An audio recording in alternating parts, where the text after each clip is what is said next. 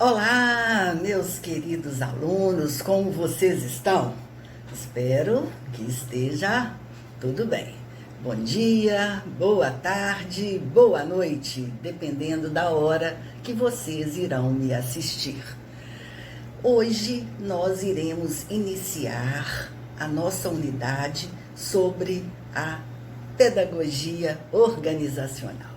Então vamos entender como é que a pedagogia chegou nas organizações. Como é que isso começou? Foi a partir de quê? Como é que essa história se deu e hoje tem um trabalho tão importante e tão relevante? Então vamos lá. No início da economia de todos os países, era uma economia basicamente agrícola, né? Eu plantava o milho, você plantava o feijão e a gente fazia uma troca aí. Depois começaram a surgir os artesãos, que tinham uma mão de obra mais qualificada, que faziam um trabalho mais específico, seja na área de calçado, ele sabia fazer sapato, ele sabia fazer roupa, e isso gerava também a economia, mas era o artesão e às vezes com o apoio das famílias. Muitas vezes esses artesãos começaram a crescer, a se desenvolver. Algumas pessoas têm um espírito empreendedor muito grande e iniciou as pequenas empresas. E aí, mais para frente, lá no século XVIII, a gente volta lá na Alemanha, um país onde iniciou a Revolução Industrial. E aí que realmente começaram as indústrias a partir da máquina a vapor, a partir da democratização da energia elétrica e realmente da evolução da indústria, né? E aí vem a seguinte pergunta: por que as indústrias, por que as organizações, né, existem? Existem para ganhar dinheiro. Né? Todo mundo que se propõe a fazer alguma coisa, logicamente, tem um lado que eu gosto e tal, mas o objetivo fim é ganhar dinheiro. Né? E aí teve um grande administrador, que foi Taylor, no início do século XX, já bastante depois que começou a Revolução Industrial, que teve uma sacada assim fantástica para aquele momento da história. Ele pensou: olha, as indústrias estão se desenvolvendo, os trabalhadores não estão preparados para operar máquinas. Imagina qual que era a escolaridade lá no início do século XX, né?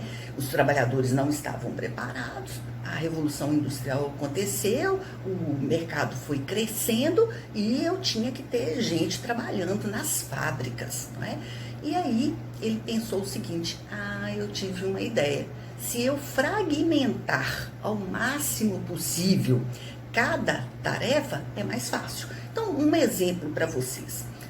Quem é de Ubá vai se lembrar da tão tradicional indústria de confecções de Ubá, a Wembley. A Wembley já teve mais de 1.500 funcionários na sua época áurea. E aí, como é que é? Numa camisa, quem fosse para fazer a camisa, quem fizesse a gola, fazia só gola. Quem pregasse o bolso, só bolso. Quem fazia as casas do botão, fazia só as casas do botão. Quem fazia essa beirada da manga, era só a manga. Então, a pessoa tinha que aprender uma tarefa só. E a partir do momento que ela aprendia, a produtividade era uma loucura. Você fazia aquilo o dia inteiro, prega o botão o dia inteiro na máquina, e aquilo ia agilizando, na hora que juntava lá no final, a camisa estava pronta, mas ninguém se tornava costureira, porque ela sabia fazer apenas uma parte do processo, né? Então, Taylor fez que o processo aumentasse muito a produtividade, a questão da remuneração também, porque as pessoas ganhavam em função do que elas produziam, as pessoas queriam ganhar mais, então produzia mais, então cada ser humano nesse momento da história realmente virou uma máquina, né? E com um processo de muita autoridade, no sentido de uma fiscalização, né, tomando conta, ver quem está fazendo e tal.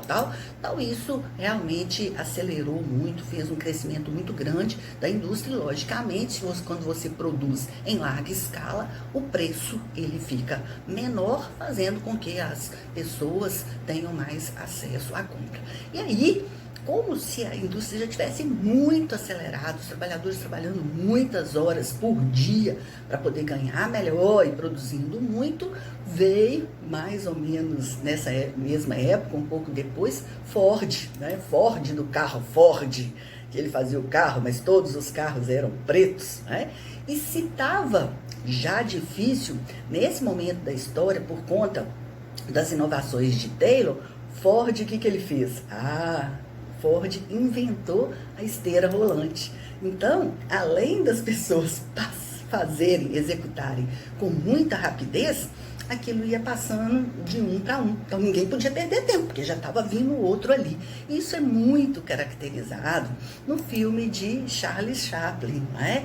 E que ele, tempos modernos, né? Ele sai da fábrica tão doido que ele sai até aparafusando o botão do casaco das pessoas na rua, porque ele só enxerga aquele redondinho assim, como se fosse um parafuso, né? Então, uma alta administração também muito forte, né? Uma gerência muito forte, mas uma desumanização muito grande do trabalho. As pessoas se tornaram realmente uma máquina, né? Por conta da produtividade, né? Se eu trabalhar mais, eu ganho mais, e aí virou realmente uma loucura, né? E o que a gente tem hoje é que permanece. Exatamente isso. Se você entrar no processo produtivo de uma empresa, nós que estamos no polo moveleiro, vocês vão ver que funciona da mesma forma. A economia capitalista, ela, abraçou essa ideia e isso faz parte das organizações. Mas com o passar do tempo, começaram a vir os problemas, os conflitos, né? O cansaço. O cansaço e o estresse, ele traz conflito. Se a pessoa está serena, se a pessoa está calma, se a pessoa está tranquila, ela não tem as mesmas atitudes, as mesmas palavras, o mesmo vocabulário de quando ela está estressada, né? Então começaram realmente muitos conflitos na área de relações humanas, algo muito forte para nós da pedagogia organizacional.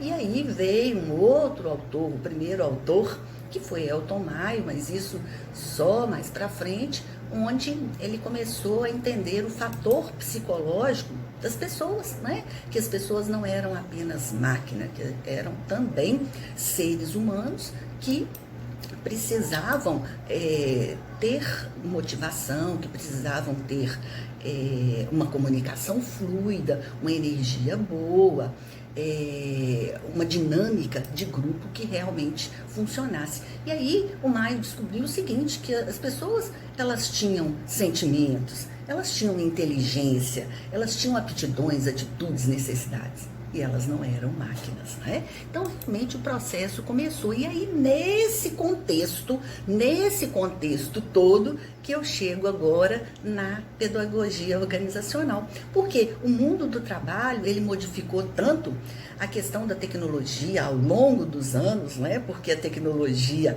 lá atrás, ela era tecnologia, sim, porque ela era inovação, né? E aí, a necessidade do fortalecimento das relações humanas, que realmente começou a importância de se preparar melhor essa mão de obra.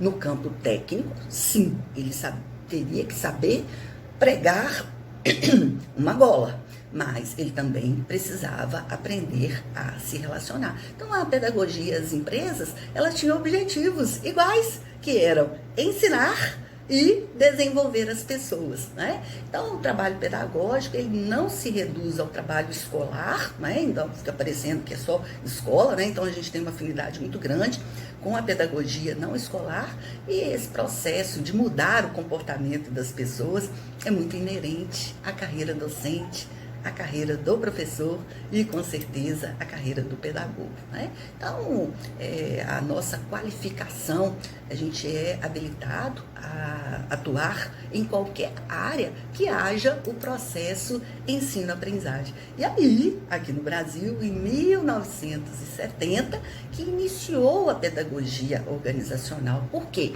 Porque a classe trabalhadora, ela encontrava-se despreparada para o desenvolvimento industrial que acontecia aqui no Brasil.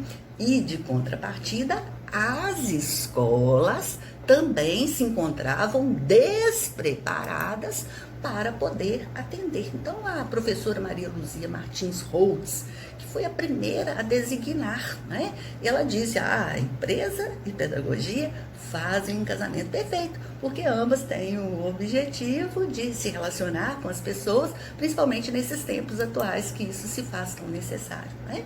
Então, o pedagogo organizacional, ele tem que pensar, ele tem que estudar, ele tem que aprender a aprender. Esse momento que nós estamos vivendo, lidar com a autoridade, olha só a capacidade que o professor tem de controlar 30 crianças, 35 crianças, 40 crianças, 50 adultos, né? Nem as mães conseguem. E o professor tem essa autoridade, através da sua influência, através do seu trabalho, através dos seus estudos, né? Lidar com tecnologias contemporâneas, tomar decisão, ser criativo. Nossa, como nós nos preparamos para isso, né? Autônomos e tá em sintonia também com as modificações do mundo e também uma coisa que faz muito parte da nossa profissão, que eu me orgulho muito, que é a responsabilidade social, né? Nós estamos muito juntos. Então, pessoal, sem dúvida nenhuma, acreditem no que eu vou dizer agora. Nós somos os mais indicados para transmitir a maneira correta de como lidar com os funcionários e como ensiná-los a realizar as tarefas. Nós estudamos para isso. E muitas vezes o próprio pedagogo, ele não acredita na sua capacidade. E a gente tem uma história de carreira linda, linda, linda, linda, linda. A gente democratiza os conhecimentos. O que eu explico para um, eu explico para todos.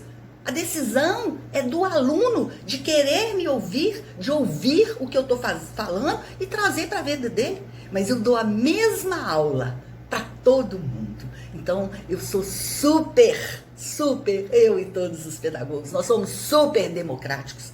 A gente melhora a condição de vida das pessoas, porque é através do estudo. É por isso que vocês vieram para cá. É através do estudo, hoje, de muitos anos, mas hoje ainda mais, que as pessoas conseguem melhorar o seu nível socioeconômico. A gente consegue conviver num espaço tão pequeno, tanta gente com sala de aula, com conflitos, com confusão, com fofoca, com desavença, mas a gente consegue e nós temos resultado. Por quê? Porque através da educação a gente muda o comportamento das pessoas. Então a nossa área é linda, Pena que vivemos num país onde a educação ainda não tem seu valor.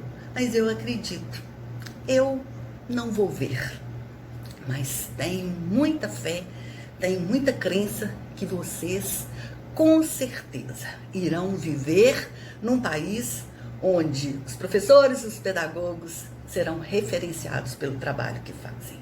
Porque os países só se desenvolvem a partir da educação. Se você lê na história, os países que estão à frente hoje em dia, é porque basicamente eles fizeram uma tarefa de casa: investir na educação.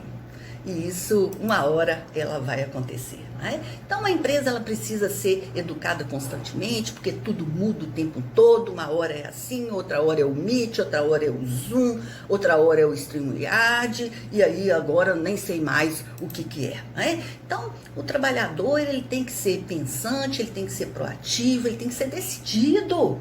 Ele tá aberto, vou encarar. E ele tem que ser o quê? Rápido. Água que não corre vira lodo. E é isso que acontece no mercado de trabalho. Então tem que estar conectado realmente com as coisas que estão acontecendo. E aí aconteceu um fato na nossa profissão da pedagogia organizacional, que foi uma aliança perfeita. Para trabalhar na área de RH, fez uma junção que dá muito certo, que é o administrador que é o pedagogo, que é o psicólogo. E a gente, com certeza, né, é forte nessa área do ensino-aprendizagem, independente de qual nível seja, né? Alguém tem a fórmula? Não. Mas nós temos a capacidade de conseguir mudar esses profissionais através de novas competências que somos capazes de ensinar. Então, o funcionário, como já dissemos, ele tem muita expectativa em relação ao trabalho na empresa, a empresa tem muita expectativa em relação ao funcionário, e essa inter-relação, ela pode ser mediada através da pedagogia organizacional.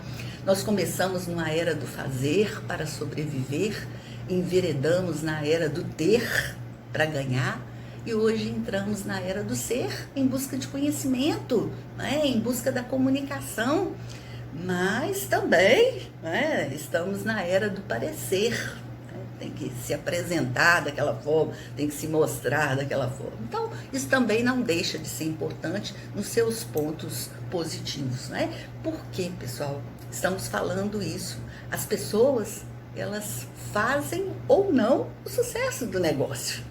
Eu posso ter a melhor tecnologia, eu posso ter o melhor equipamento, eu posso ter as melhores ideias, mas se eu não tiver quem operacionaliza, realmente fica muito difícil, né? Então, o que tem de melhor nas empresas hoje é o seu capital humano, são as pessoas que trabalham ali, né? Então, a gente tem que realmente cuidar para que o funcionário possa dar o retorno que a empresa espera, né? Então, isso é muito importante.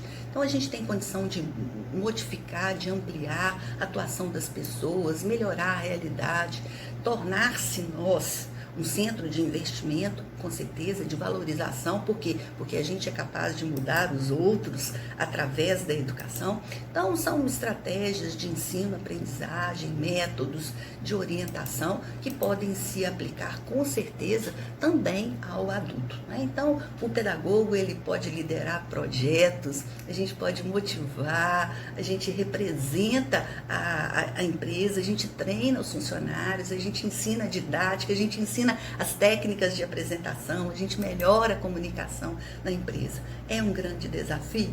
Com certeza, mas é possível. E aí nós vamos discutir mais sobre isso.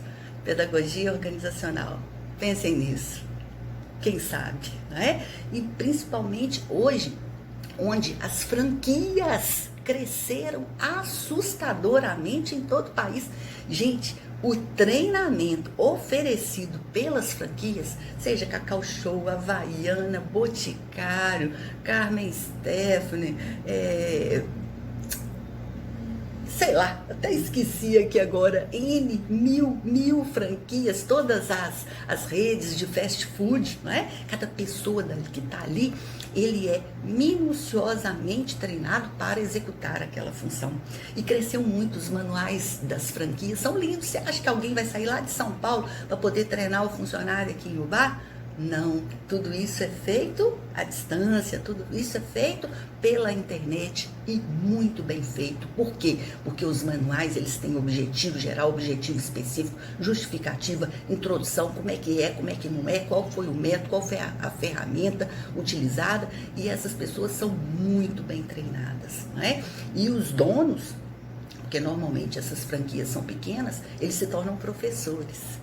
Só que na linguagem da franquia se chama multiplicadores, né? O empresário, ele recebe o treinamento de todas as áreas e ele tem que passar isso para os seus funcionários da melhor forma possível, né? Porque ele é cobrado para que exista aquele atendimento padrão, inclusive com um cliente oculto, que fiscaliza. A pessoa chega lá no Cacau Show como se fosse fazer uma compra. Na verdade, ela é um funcionário da Cacau Show que está ali para poder fiscalizar. Então, os procedimentos têm que ser seguidos, o treinamento tem que acontecer. Então, é uma área linda, é uma área em ascensão, é uma área nobre, e quem tiver disponibilidade aí de viver esse mundão de Deus, quem sabe eu vou ter história para contar de um aluno que se deu bem nessa área, né? Então, isso aí. Beijo. Tamo junto durante a semana, vamos nos falando e eu fico até empolgada. Então, vamos terminar, porque senão eu vou falar até amanhã na cabeça de vocês. Beijo, beijo.